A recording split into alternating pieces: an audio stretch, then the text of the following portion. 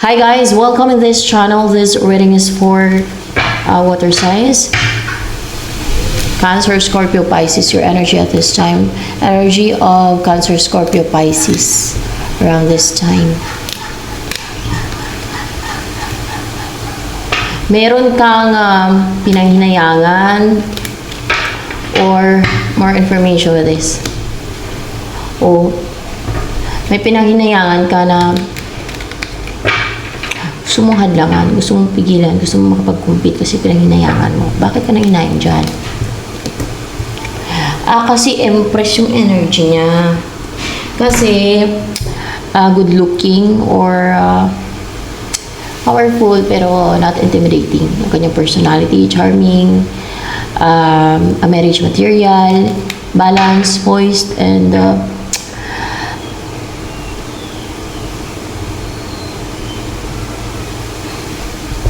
para bang nasa kanya na lahat.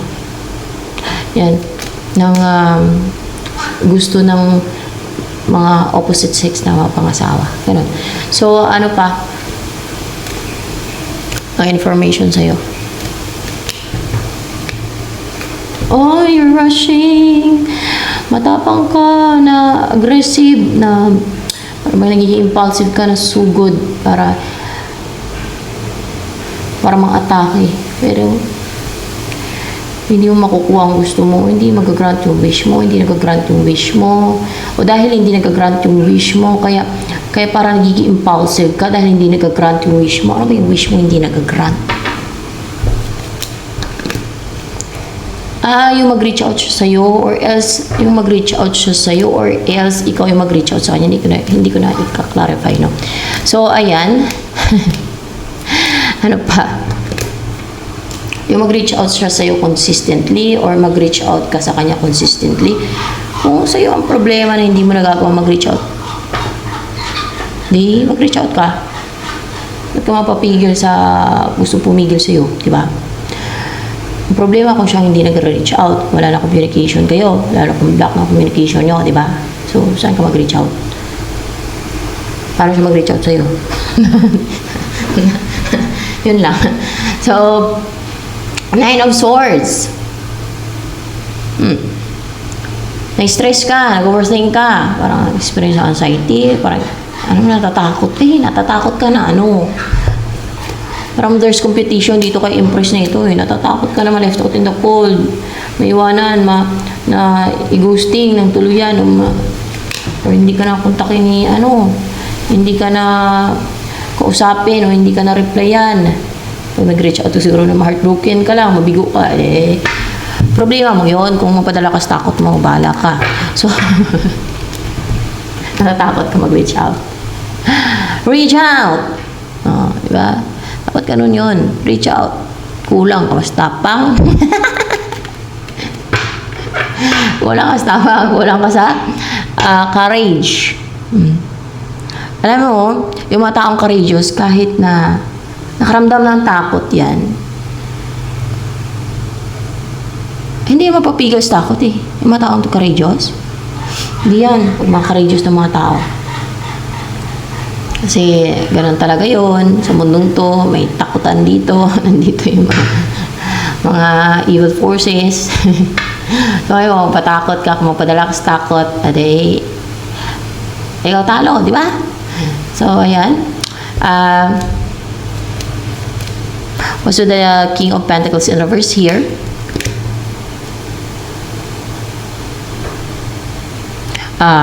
Magtatagumpay ka, water sign, na hindi ka na magpabagal-bagal.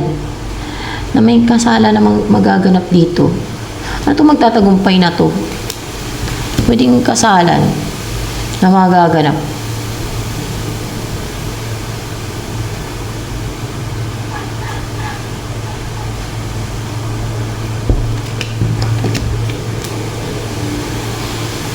May ibibigay ka para ma-stuck.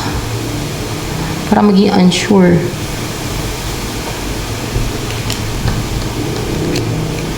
Para magkaroon ng new beginning sa inyo ng person mo. Ang deceit to. May ibibigay ka. May ibibigay ka para maging unsure siya. Hindi siya pag-take ng action, ikaw ang magtagumpay dyan sa person mo kay Empress para magkaroon ng new beginning sa inyo ni Empress, para kayong dalawa ni Empress ang makasal, para kayo ni Empress ang maging close at magkagaanan ng loob, na maging magkarelasyon, na ikaw magtagumpay na makasama mo si Empress, na maging spouse mo, kasi may kasalan dito magaganap po, na ikaw ang magtagumpay na maging malapit ang loob sa'yo ni Empress at makapag-take ka ng action kay Empress, o makapag-umpisa kayo, pwede din ganun, na makapag-umpisa kayo ng relationship and then mag-grow no? Kasi is of wands. O may maumpisan ka na, magawa mo na makapag-take na action. Pero mukhang may pandaraya kang gagawin. May ibibigay ka dito sa isa na para ma-stuck siya. Ayun lang. Na. Ikaw ang magsasucceed na makasama si Empress at maging masaya kayo ni Empress. Water sign. Na masiyahin kayong dalawa pag magkasama kayong dalawa positive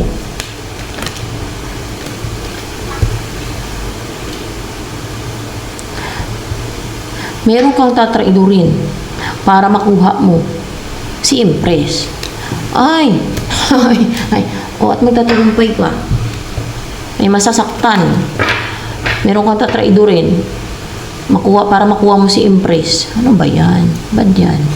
So, yan. Tatagumpay ka. Magawa mo mag-message.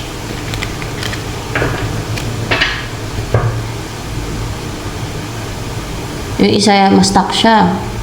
Hindi siya makapag-date na action kay Empress. Ganon. And, kayong dalawa ni Empress ang magkatuluyan. Maging magjowa. At,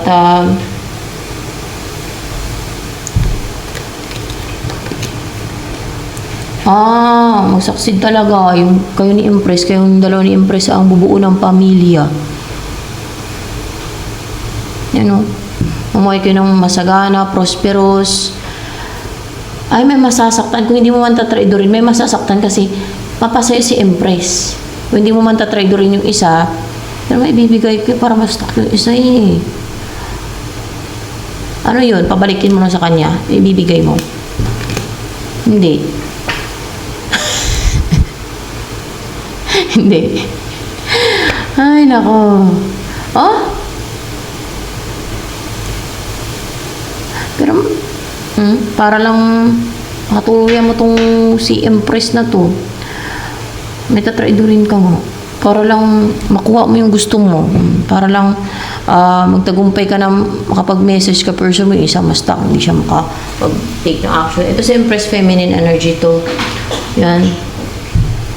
Yan ang gusto mo ipaglaban bubuo talaga ng pamilya na happy and contented, fulfilled na buhay. Hindi maging stagnant yung connection nyo. Para bang masaya, hindi stagnant ang buhay ninyo, masaya at kumpleto at para bang active yung buhay ninyo na siguro panay lang yung ninyo, picnic, ganun. Siguro enjoy try yung buhay kasi masagana na maging buhay ninyo at kumpleto, no? Ganon. At may babalik. May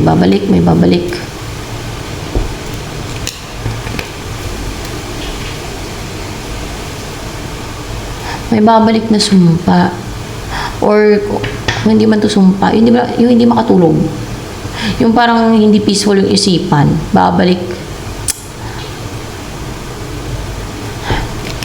Pwedeng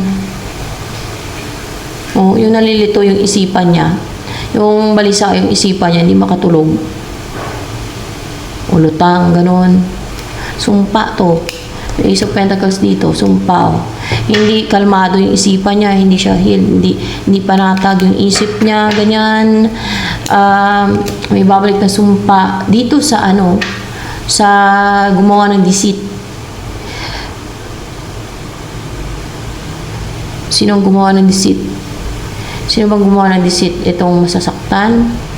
Tingnan natin May ginawa siyang deceit, spiritual attack, spiritual deceit. para makuha niya yung sayo. Ginawa niya lang pala ng deceit para makuha yung sayo, no? Ginawa niya ng malamang witchcraft yan. Black magic, ganyan. Gusto niya kawin yung sayo. Na nakawin niya, malaya siya. Sayo daw yan, gusto niya nakawin. Ayan, yun yung tatraidorin mo. Para makuha mo yung makip mo na yung sayo. Kasi sayo naman daw talaga yan. Ninanakaw niya lang, gusto niya lang nakawin. May ginagawa tong deceit o witchcraft. Witchcraft yung ginagawa niya. Witchcraft. Ang dami kasi gumagawa. Diwan ko lang, madami pa rin gumagawa. Sa kabila ng kahit alam nilang itatapon sila sa impyerno. Kasi yun naman ang warning ng kahit sa Bible, itatapon nila sa impyerno. Di ba sa Ring of Fire may soul for ang mga nagpa-practice ng witchcraft. Sa kabila ng warning ng God, meron pa rin talaga, madami gumagawa, Kasi, akala kasi nila joke. Akala nila hindi totoo. Sabihin pa ng God sa Bible kung hindi totoo. So,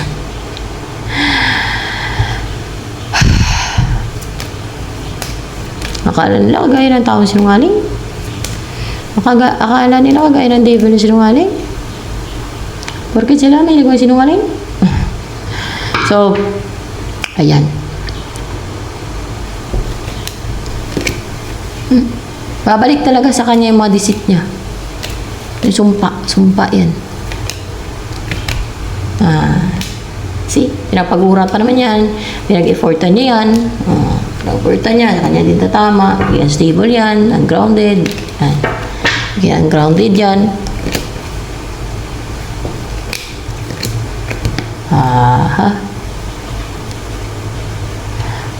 Two of Wands, Wheel of Fortune. So, hindi siya siswertihin. Sino to hindi siswertihin? Ito si Ten of Swords. Hindi. Ikaw? Hindi. Pero hindi siswertihin dito. Ibang person yan. Pagka ganyan, hindi si Ten of Swords, hindi man ikaw, hindi siswertihin.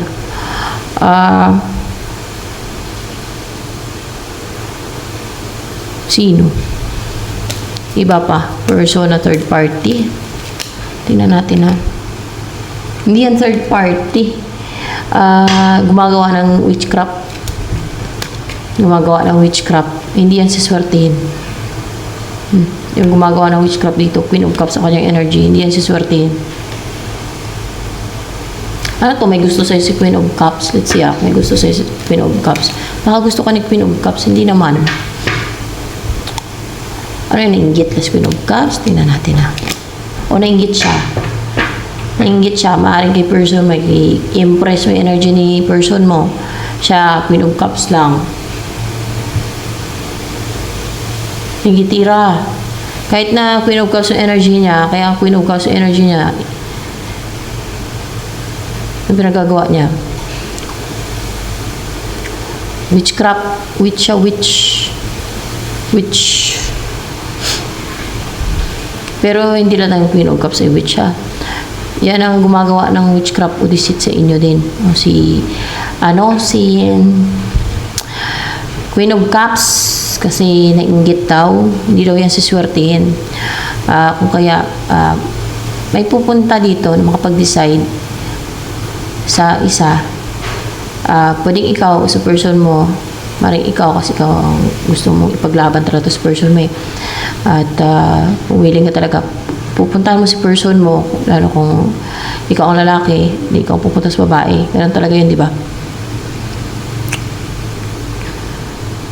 Kung ikaw yung lalaki, hindi ka willing na puntahan ng babae, may distance sa inyo, pwede namang hindi na lang.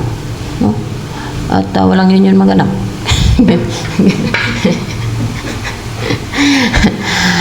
Ayan, may pupunta sa sa babae, lalaki, di ba? Common na 'yan lalaki talaga pupunta sa babae para magkaroon ng union. Yan. So ayan, ito na lamang for water sign.